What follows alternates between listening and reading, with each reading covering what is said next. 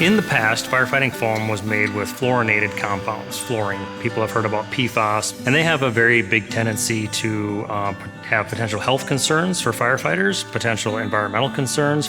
So there's been a big push to do away with PFAS or fluorinated foams and move to non-fluorinated or PFAS-free foams. SoyFoam has moved into a more natural vein where they're using the soy and other plant-based products in place of those kind of legacy chemicals. A friend of mine who had a friend who unfortunately got sick from cancer, and he was a fireman. And so my friend came to me and says, is there anything we can do? What's in these buckets? He knew back then, 10 years ago, that it needed to be addressed, that these firemen, they were being subjected to chemistry they're unaware of, but it was not healthy.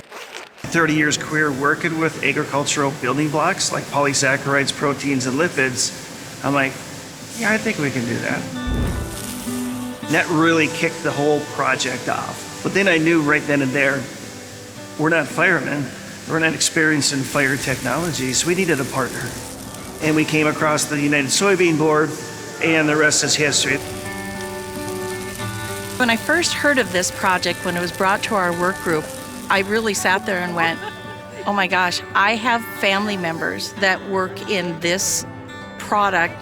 They're volunteer firefighters, they're farmers, they grow it. I grow it. They can walk around and tell children, you can walk through this and nobody has to be terrified. I mean, what better way to use our soybeans as we're growing them?